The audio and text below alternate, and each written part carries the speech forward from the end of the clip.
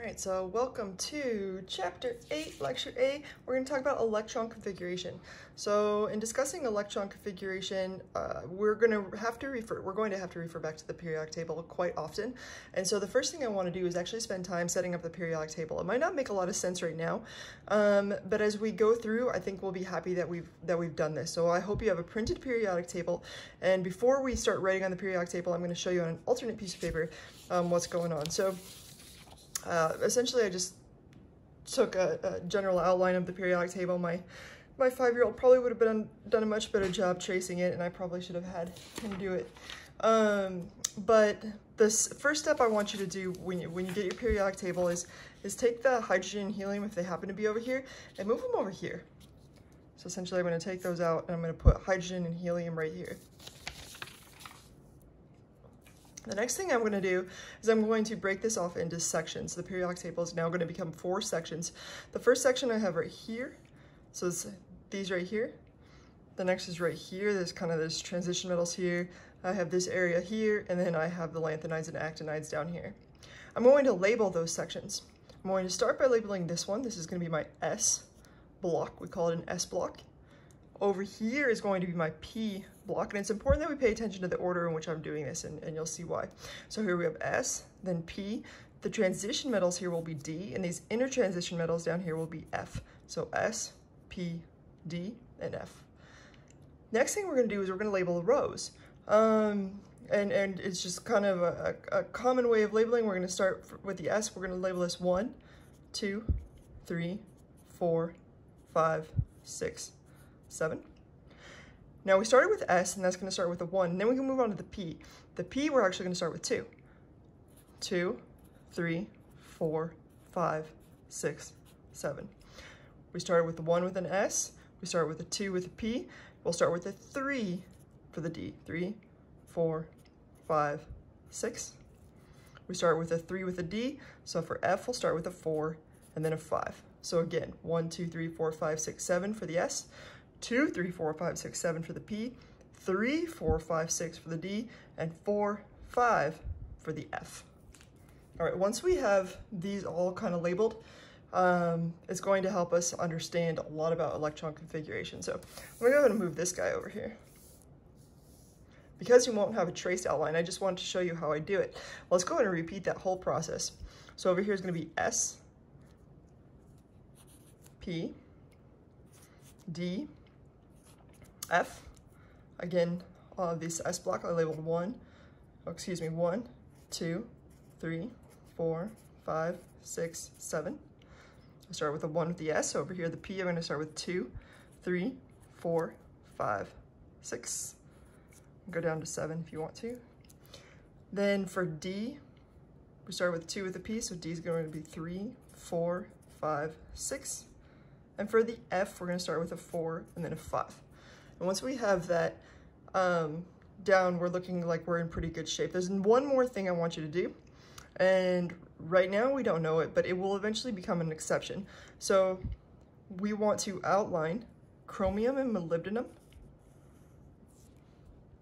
and we also want to outline copper, silver, and gold. These are eventually going to be exceptions for electron configuration, and if you get started in the habit right now, when you go to look at them, you're not going to be fooled, and you're not going to accidentally make a mistake if you do this right away on your periodic table. Again, chromium and molybdenum, and copper, silver, gold.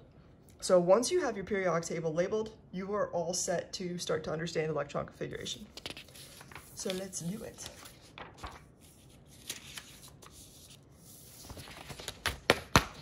Okay, so your notes area is for you to understand or write some notes about what we just did. Let's go ahead and talk about electron configuration though. It is how electrons are configured in an atom. And in case you've never really thought about this, electrons aren't just like thrown sporadically in an atom. They're ordered, and they're ordered into what we call orbitals. So each electron has its own special place to be in an orbital, and you'll eventually find out it has its own quantum number. It's going a certain direction. So let's look at hydrogen, for example. Hydrogen on the periodic table has 1 electron. It's got 1 proton, so neutral hydrogen would have 1 electron. So if we were to draw it out, that's our hydrogen, we'd have 1 electron. Now it has 1 electron in what's called the 1s orbital. Each orbital can only have 2 electrons. I'm going to repeat that about 80 times, and by 80 times I mean probably closer to 8, because it's really important you know it, and it's an easy thing to mess up on an exam. Okay, so hydrogen has 1 electron in its 1s orbital, and its electron configuration would therefore be 1s1, with the 1 telling you how many electrons are in the 1s orbital. Now let's look at helium. Helium has 2 electrons. Each of them happen to be in the s. We'll get there in a second. So it has 2 electrons, and it's 1s. And its electron configuration would therefore be 1s2, because it's got 2 electrons in the 1s. Let's move on to lithium. Lithium has 3 electrons in total, according to the periodic table. Now again, each orbital can only hold 2 electrons, so we've got to find a way to put 3 electrons in lithium, and it's 1s. It has 2 electrons. And then what happens is there's another orbital that's a little farther away, so we'll find out a little bit higher in energy. And it looks like this, and it would have 1 electron in there because we have to have 3 total electrons. So this would be 1s2, and this right here, this outer orbital, we call it's 2s. So in its 2s, it only has 1 electron. So in the 1s, there's 2 electrons, and in the 2s, there's 1 electron. Let's move on to carbon. Carbon has a total of 6 electrons. And so this is going to get a little bit messier, so I'll try to draw really clearly here. Carbon again has 6 electrons, so in its 1s, it's got 2. Then outside of that, there's a 2s, just like lithium had, which also has 2. And then here's where it starts to get messy. Now, there's another set of orbitals called the p. If you remember when we did the labeling, we labeled p secondly. P actually has 3 orbitals. So the p is called a p subshell, has 3 orbitals. And those 3 orbitals are labeled px, py, and pz. So let's see if we can draw them here. In fact, I'd rather kind of take a step back and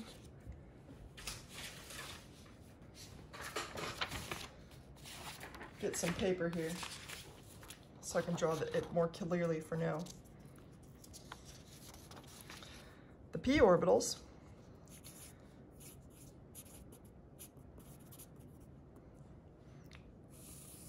we have px, py, and these are 3-dimensional things. So imagine this coming in and out of the page right here, pz.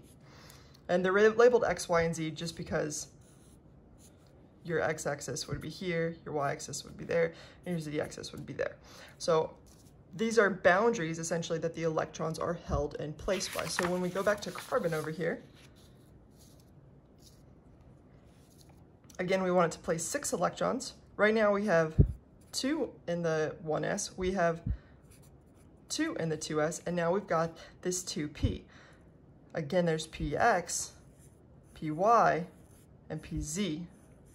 And in the px, py, pz, we have 2 electrons. Now, which one does it go into? We don't really know, but we'll eventually label what we kind of know. For carbon, for example, you'd put one maybe in the px and one in the py. You wouldn't want them right next to each other. Electrons don't like each other, so you kind of try to stagger them out. And so in the 2p subshell, there are 2 electrons. So you don't actually need to label the fact that it's px, py, or pz right now. You just need to know that in the 2p, there's 2. And that would be the electron configuration of carbon. Let's move on to magnesium. Magnesium is going to get a little crazy. So let's now maybe start looking at the periodic table and figure out what's going on. So magnesium here, it has a total of 12 electrons. You know that in the 1s, there's going to be 2. And a better way to maybe figure that out is now we're going to start doing this. We're going to start here, and we're going to go across. We're going to go from here all the way across to here, through there. We're going to go here all the way across through here to here. And we'll continue on that pattern all the way down. And this is why we labeled our periodic table, to help us understand electron configuration quickly. So for magnesium in our 1s, we had 2 electrons, 1, 2. Then we moved to our 2s because there is no 1p, right? We crossed it out. We said p starts at 2. So in our 2s, we have 2. So we'd write 2s2. We go all the way across. What's this labeled? Hopefully you get it's 2p. And how many are in the 2p? 1, 2, 3, 4, 5, 6. And that should make sense. The 2p holds 6 electrons. And then we get down here. So 3s and magnesium is 2 over. 3s2. A quick check to make sure that it works is, again, we knew that magnesium had 12 electrons. So we should add all these up and get 12. There were 2 in the 1s, plus 2 in the 2s, plus 6 in the 2p, plus 2 in the 3s, for a total of 12. If you add all those superscripts up, you get a total of 12 electrons. And we're looking good. Let's move on to chlorine here and see if we can do this more quickly. Chlorine in the 1s. We always start at the 1s. It's got 2. When we go to the 2s, which has 2. We'll move all the way across to the 2p, which has 6. We move all the way back down to the 3s, which has 2. And then there's a 3p, so there's even more p's on the outer of the other 2p's. And essentially you get farther and farther and farther and farther. These electrons are farther from the center as you move on. So 3s2 and 3p. 1, 2, 3, 4, 5. So we're 5 over in the 3p, and there's 5 electrons in the 3p. And that would be the electron configuration of chlorine. Pretty cool, right? Okay, so random but important point. Again, how many electrons are in each orbital? There are 2 electrons in each orbital. So why the p holds 6 in total is it's a p subshell, and there are 3 orbitals in this p. Remember, there's px, py, pz. We'll talk about d and we'll talk about f here coming up pretty quickly. So I kind of hopped to it real quick because I obviously didn't leave a lot of space to draw, but it says now let's see if we can do electron configuration without drawing these out.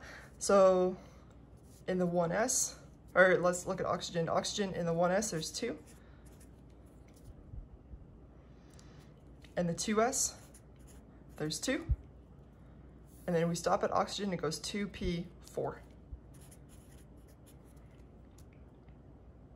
Let's look at neon. And the 1s, there's 2. Then we go to 2s, where there's 2. And the 2p, to get to neon, you have to go 6 over.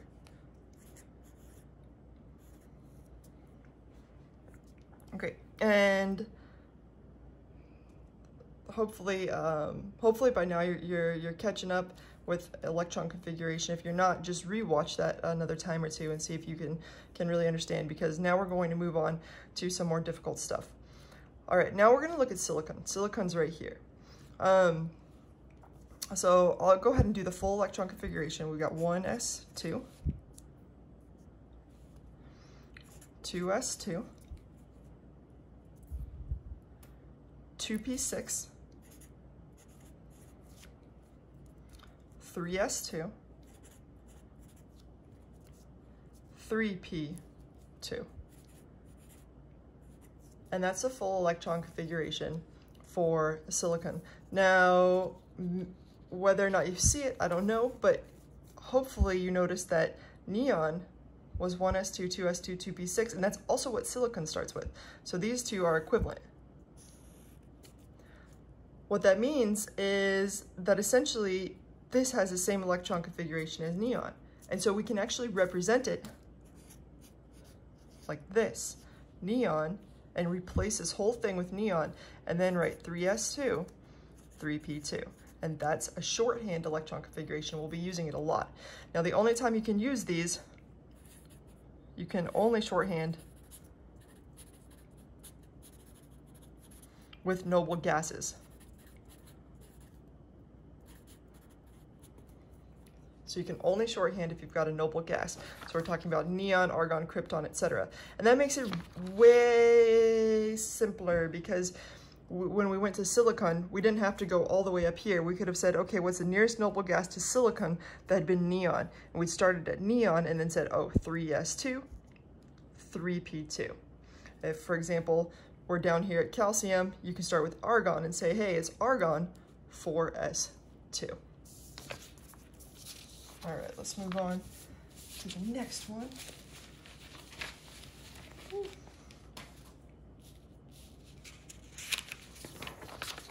So let's get a little more complicated here.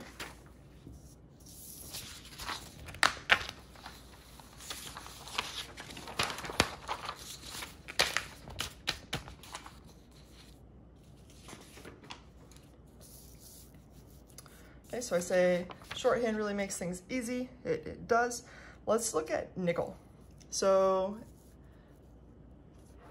for nickel, I'd want to look at the nearest noble gas to nickel. If I'm looking at nickel here, if I go kind of backwards, I see that argon's the nearest noble gas. So we can shorthand it by saying, hey, let's start at argon. And then we can say see what comes after that. It follows the exact same pattern as we've been doing before. We're starting at argon. The next thing after argon is this 4s, and we're going 4s2. And then we get to the D block, and it's no different. If you remember though, this was the 3, and this is why we labeled it a 3. This is the 3d orbital. And nickel is 1, 2, 3, 4, 5, 6, 7, 8 over. And that would be the electron configuration of nickel. Argon 4s2, 3d8. Let's keep going, and we'll get to exceptions and all sorts of fun things here in a little bit. Let's get to bromine, all the way over here. You look for the nearest noble gas.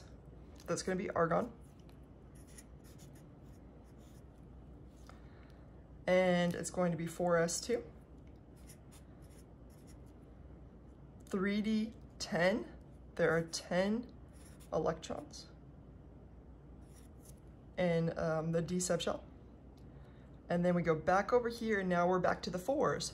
4p, 1, 2, 3, 4, 5.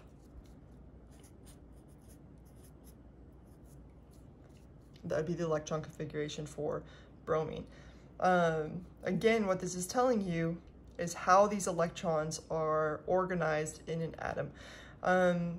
Another thing to think about is this d orbital. We talked about p having px, py, pz. The d orbital has the d subshell, excuse me, has 5 different orbitals, and they're all over the place crazy, and I won't expect you guys to draw them. However, it might be worth your time, it would be worth your time to look them up and just have an idea of what they look like. All right, now we get to Mercury. Let's see, where's my Mercury at? Mercury's right here. Okay, so this is where it gets really, really fun.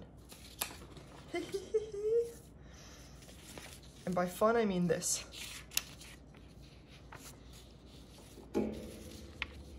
Down here, and our initial thing, I'm going to draw it out for you real quick here. We essentially are actually going to take this whole thing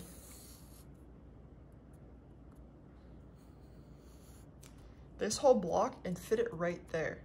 So in front of the 5 and the 6D, we're actually going to put this 4 and 5F. So the periodic table itself is actually really elongated. This is a short periodic table, and you've seen it like this. This is the way it's normally written. However, if you were to look at a full periodic table, it'd actually be quite wide, and this would fit right here between these 2 spots. So when we go over here, it really looks more like that, if that makes sense. And this goes all the way over here. And this one connects all the way down here. So this whole thing goes in there. Now there's a nice picture in your book of this, but the important thing to know is after 6s2, you would go straight to a 4f14, or whatever, wherever you're gonna go. So let's look at Mercury. Mercury's right here, so it allows us to really see this in action. Make sure that you guys can see it, and I can see it, and I think that's not too shabby. So Mercury's right here, so we look for the nearest noble gas, same kind of thing. Xenon's the nearest noble gas. So in this case for Mercury, we would write xenon. And then we'd want to go through the 6s2. And like I said, immediately after 6s2, you're going to go to the F block. 4f, and there's 14 in the F block, and we'll eventually see some patterns. Then you close her up, and now you can go 5d10,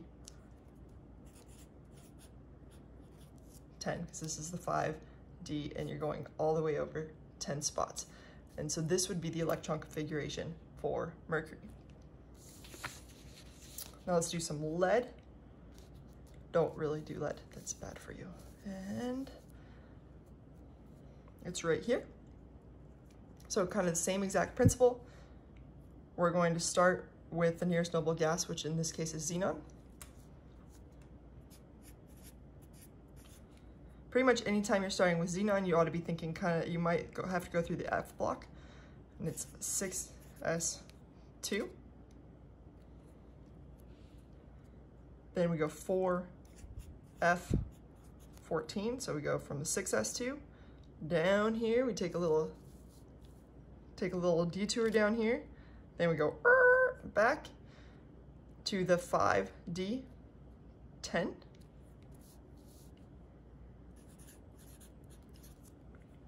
Which brings us to Mercury. And right after Mercury, then there's only 6p2. Now, oftentimes people say, hey, why couldn't I have just shorthanded it as Mercury and then done the 6p2? Because these shorthands actually allow us a really easy way to tell the number of valence electrons. And so we have to start at the noble gases to ensure that we understand valence electrons. In fact, now might be a good time for me to take a step back and go through some valence electrons, just because it's an easy thing to cover. So oxygen, we already know how many valence electrons oxygen has. If I asked you how many valence electrons oxygen has, hopefully you say it's in the 6th column, it's got 6. And you're absolutely right. It's in the 6th column, it has 6. And again, valence electrons are the electrons that do chemistry. They're outer electrons that do chemistry. So in looking at this, another way I could have done it is I could have looked for the highest numbers. Here we got a 1, a 2, and a 2. These are called the N numbers, and we'll use them in a little bit. But you add up the number of electrons that are in the highest N, and for that, it'd be 2 plus 4, which is 6. I don't know about you, personally, I like just looking at the column. That's pretty quick. For neon, again, you look for the highest number. Here's a 1, a 2, and a 2. So we look at these two. 2 plus 6 is 8. And you could have looked at the periodic table to tell yourself that neon's in the 8th column. It has 8 valence electrons. So these are, again, valence. We get to silicon, exact same thing. Hey, look, this noble gas makes it easy because we don't have to be looking for the highest number. We already got it. It's right here. 2 plus 2 will tell us that there are 4 valence electrons in this thing. Now let's move on to these transition metals. Transition metals end up being slightly different. When we get to transition metals,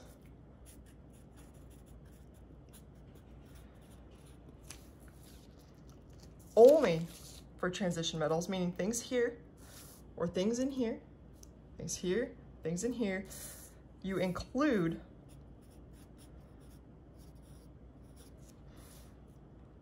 the N-1 orbital, or just say that include the D block. So the number of valence electrons for nickel would actually be 2 plus 8, or 10. Now we get to bromine.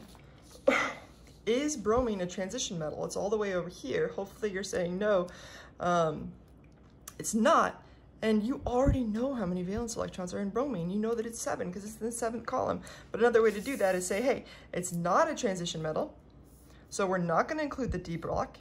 And so we're adding 2 plus 5, a total of 7 valence.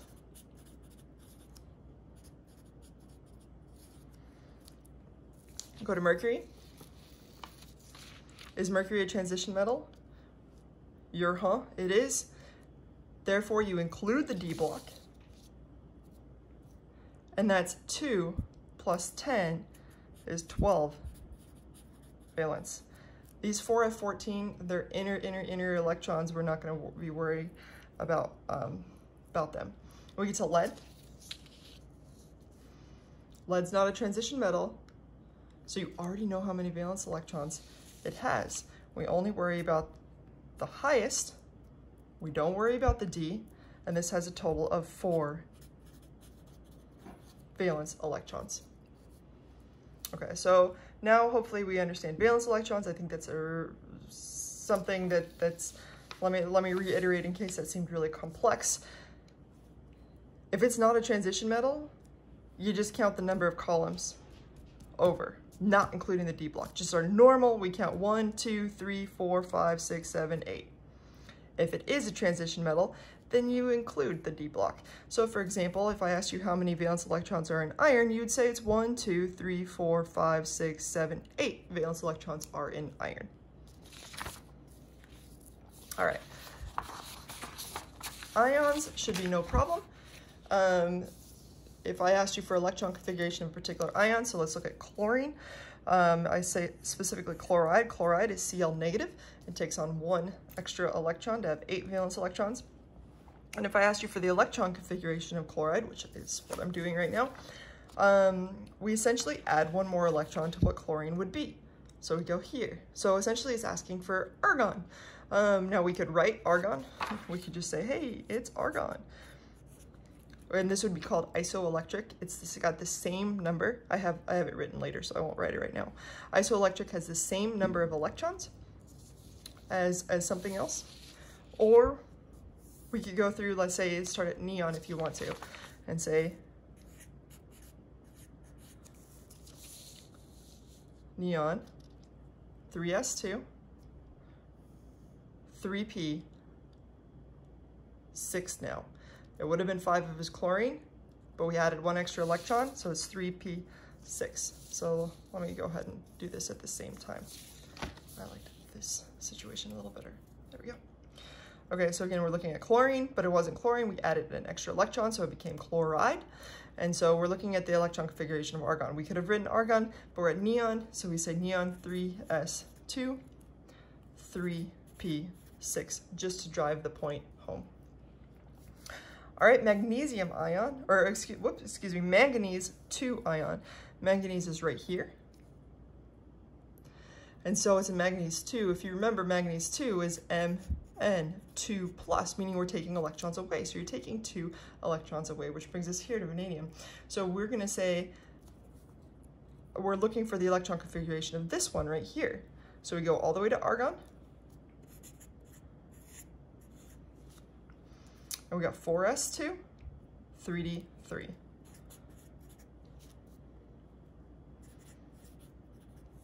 And that would be for manganese 2+. So essentially, ions, you just add an electron or take away an electron and see wherever you would land on this periodic table. Exceptions. Of course there are exceptions. Whew. I think I left some space for exceptions. Okay, so if you remember, we highlighted these at kind of the beginning of the class, of the lecture. Let's see if I can find some more paper here.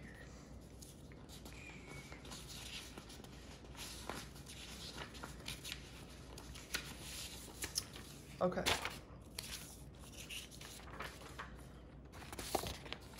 So let's look at chromium here. So for chromium,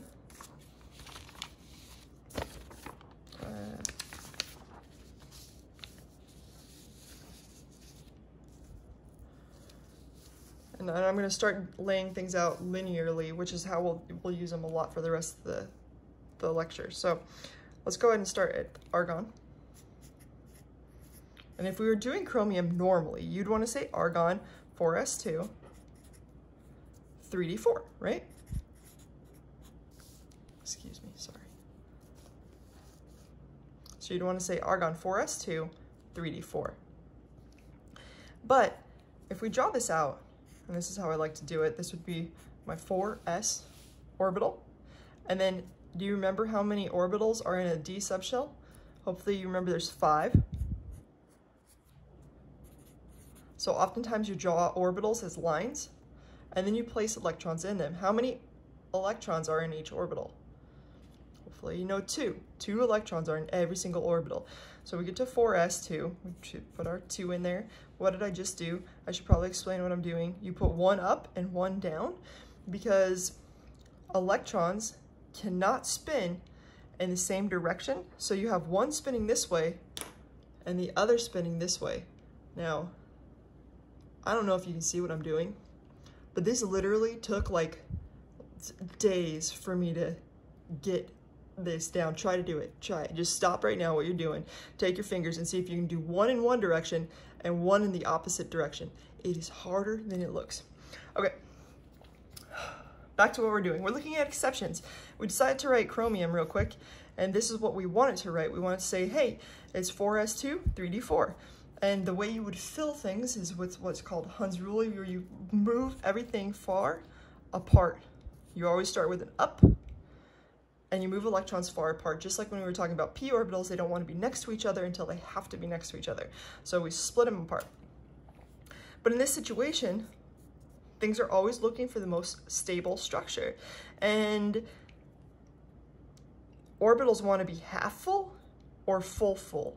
The d orbital is a decent sized orbital. So what it's going to do is it's actually going to, it's kind of like taking candy from the baby. It's going to take that electron and move it over here, because this makes it more stable. And so the actual electron configuration of chromium is 4s1, 3d5. 4s1, 3d5. Again, because it wants to be half full or full makes it more stable. So this is a much more stable structure than the 4s2, 3d4. All right, let's look at copper. I say that's an exception as well. So first, for this chromium here, I'm going to write this so you can follow along. This was for chromium. This is argon. 4s1, 3d5. Now we get to copper. You want to say that copper is 4s2, 3d9. But for the exact same reason, things want to be half full or full. So if we were writing out electrons, we'd put 1 up, 1 down, and then we'd spread them out. 1, 2, 3, 4, 5, 6, 7, 8, 9. That's how you draw these. And it's really important that you do it in that order and get in that habit, and you'll see why in the next lecture. But this is not as stable as it would be if it had a full subshell. So you remove that 1 electron, you move it over there, and copper is actually argon 4s1, 3d10. Let's look at copper plus and copper 2+, because those tend to be the next 2 questions that a lot of people ask. So let me fill this out. Argon again was 4s1, copper was 4s1, 3d10. Copper plus is going to take 1 electron away. What do you think it's going to take it from? This super stable D subshell, or this tiny little 4s subshell. It's going to take it from the less stable thing, this guy right here, because this is so stable. It wants to remain stable. It's super happy.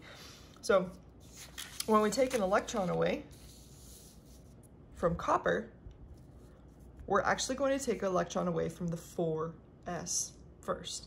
So copper plus is argon 3d10. Copper 2 plus, now it doesn't have a choice. It's taken one from the 4s, now it needs one more electron. It doesn't have a choice. Those were, remember, those are the only valence electrons. Copper has 11 valence electrons. So the only thing it can do is take now from the 3d10. So now it's going to be argon 3d9.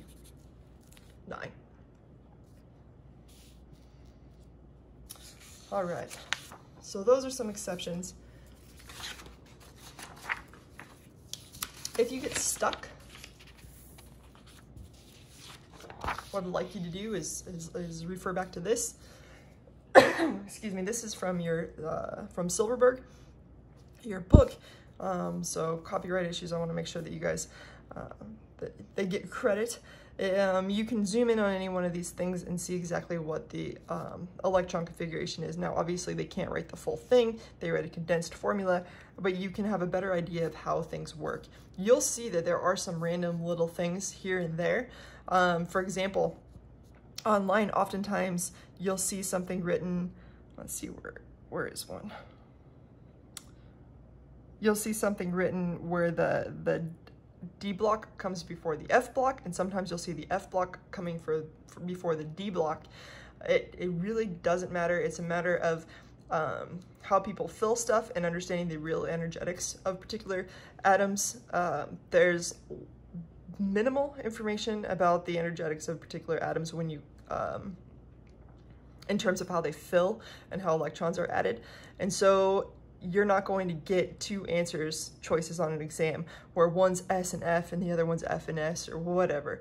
So just go with your gut and use this to kind of help you understand what's going on. All right, so now let's summarize what you've learned about the subshells. Okay, so an s orbital subshell, the number of orbitals, there's one orbital in an s subshell. And a p, if you remember, there's 3 orbitals. And a d, there are 5. And in an f, there are 7. Now, we might not have gone through that very well, but we did talk about the number of electrons. And remember, each orbital holds how many electrons? 2. So in other words, in an s subshell, you can have 2 electrons. In a p subshell, you can have 6 electrons. In a d subshell, you can have 10 electrons. In an f subshell, you can have 14. Guess what? There are theoretical G, H, I. You can move on and on and on. And in each case, this is 7, so G would be 9. H would be 11. I would be 13. And then you double this for the number of electrons. So this would have 18 electrons. This would have 22. This would have 26, etc. So you're always doubling the number of electrons for the number of orbitals per shell. And yeah, this is the way it works, and understanding this might help you on a test question. I've seen lots of stuff regarding this kind of information. All right, well, let's go ahead and call that for lecture A, and I will continue on lecture B in the next video.